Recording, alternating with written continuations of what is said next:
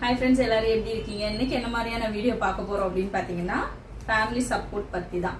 அதே மாதிரி முழுக்க முழுக்க இது என்னோட விஷயத்தை தான் நான் ஷேர் பண்ணிக்கிறேன். ஓகேங்களா? இப்போ பார்த்தீங்கன்னா நான் 6 இயர்ஸ் பேக் ஹவுஸ் ஒய்ஃப் தான். அந்த லெவலில் இருந்து நான் வெளியில் வரேன்னா எனக்கு ஒரு ஃபேமிலியில் சப்போர்ட்னஸ் இல்லாமல் வெளியில் வர்றது ரொம்ப கஷ்டம் தான் நான் நினச்சேன்.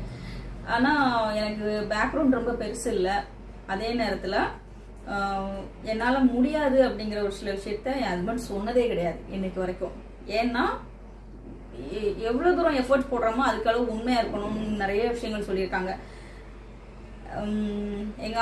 நான் பிறந்ததெல்லாம் பார்த்தீங்கன்னா ரொம்ப பொத்தி வளர்க்கப்பில்ல, அப்படியே ரொம்ப செல்லமாக வளர்ந்தது. ஆனால் என் ஹஸ்பண்ட் கிட்ட வரும்போது ஃபுல் மெச்சூரே கிடையாது, அப்படியே ஒரு களிமண் மாதிரி தான் இருந்தேன். ஆனால் அவர்கிட்ட நான் வர்றப்ப நிறைய விஷயங்களை சேஞ்ச் பண்ணி கொடுத்தாப்புல. என்னால் மறக்கவே முடியாது. அப்படி ஒரு விஷயத்த, தெரியாத ஒரு விஷயத்த மாற்றதுக்கு அவங்க ரொம்ப கஷ்டப்பட்டுருக்காங்க.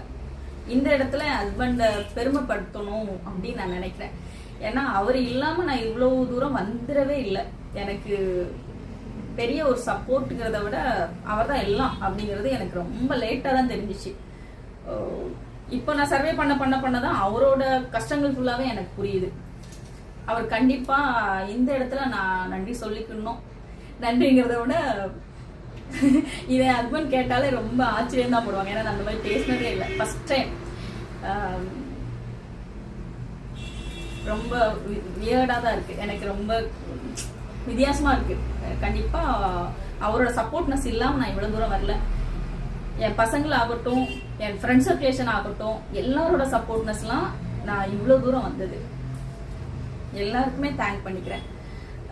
உங்களோட சப்போர்ட்னஸ் இல்லாமல் நான் வரல. அந்த மாதிரி என்னோட ஹஸ்பண்டோட சப்போர்ட்னஸ்லேயும் நான் இவ்வளோ தூரம் வந்துடல. நிறைய விஷயங்களை ஃபேஸ் பண்ணுறேன். ஹவுஸ் ஒய்ஃபாக இருந்து இவ்வளோ தூரம் வர முடியுமானா என்னாலே முடியும் அப்படின்னா உங்களாலே முடியும். கண்டிப்பாக நீங்கள் ட்ரை பண்ணி பாருங்கள். ஓகேங்களா? Thank you so much.